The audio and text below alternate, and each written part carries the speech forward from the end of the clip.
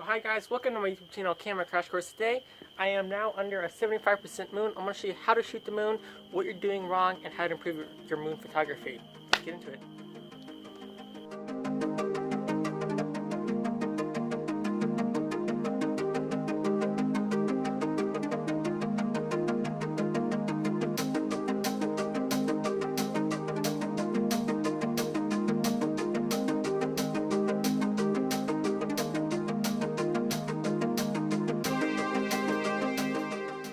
Alright, so before I get into a lot of the technical settings about shooting the moon, I want to talk about gear. Now, gear is kind of a big stumbling block for a lot of people, but here are my recommendations on just what you need. It's pretty much a couple things, really.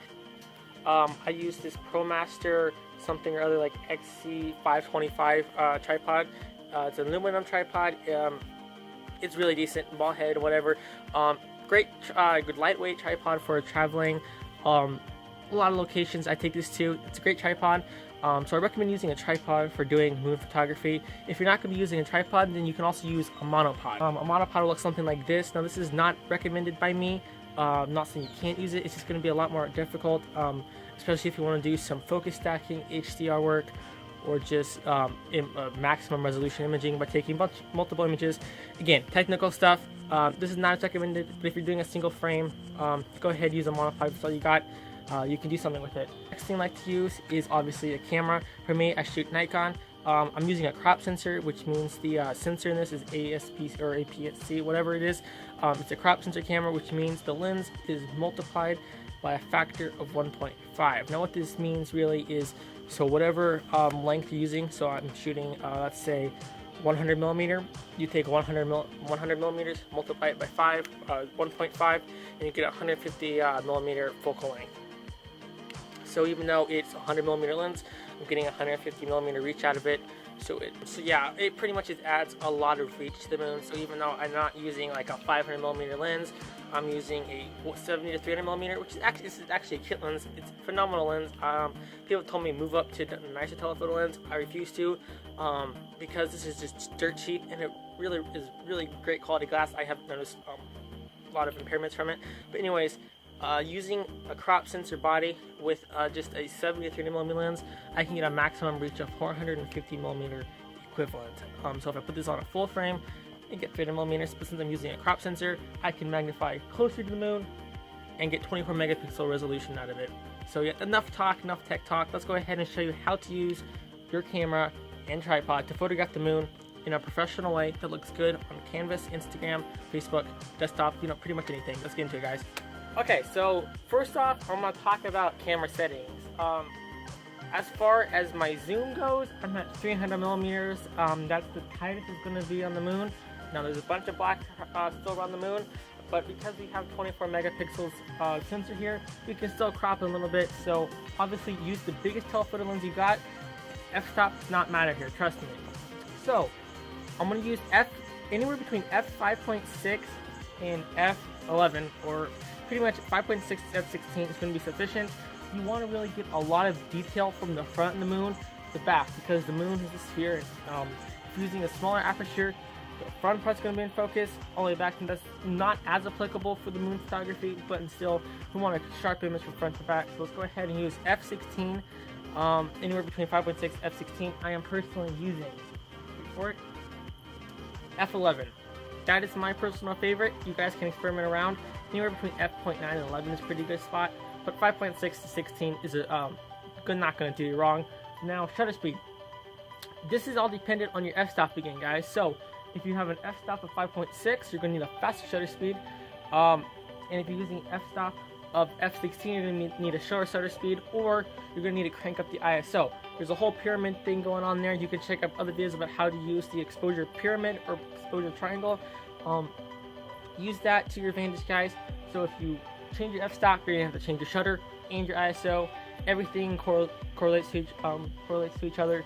So yeah, the right shutter speed for a moon is anywhere between 1/50th of a second all the way up to 1/4000th of a second.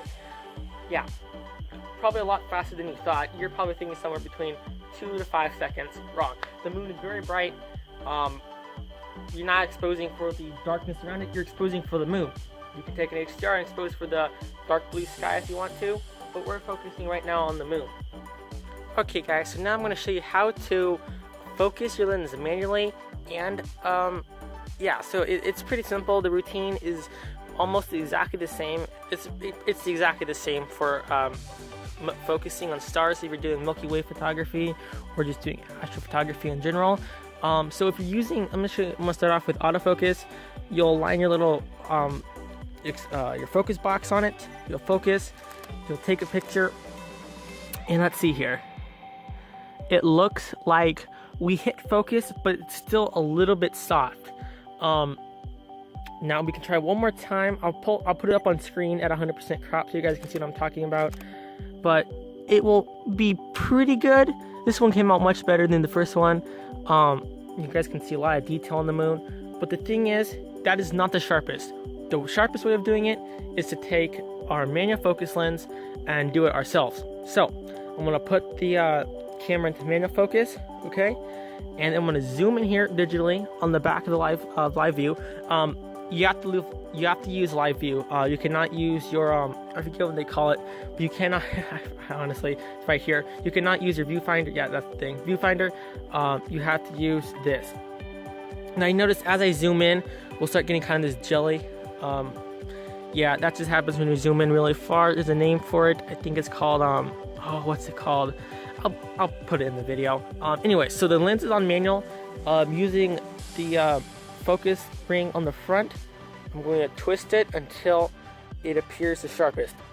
So zoom in as far as you possibly can, and the best way to focus on the moon is looking right here on the edge and focusing, making sure the little craters in the moon on the edge are sharp. So this is done by just doing gentle movement, and that right there is perfectly sharp right there. Okay, go ahead and zoom out and take your shot like so. Zoom in to check it out,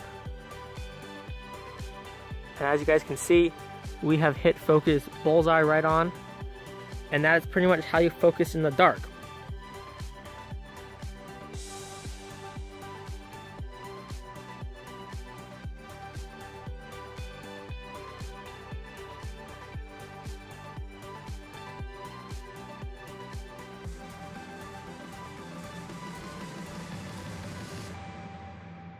Alright guys, so in this tutorial I showed you how to find a camera setting that works best for shooting the moon in your scenario, and also how to focus your camera to get the best results from photographing the moon.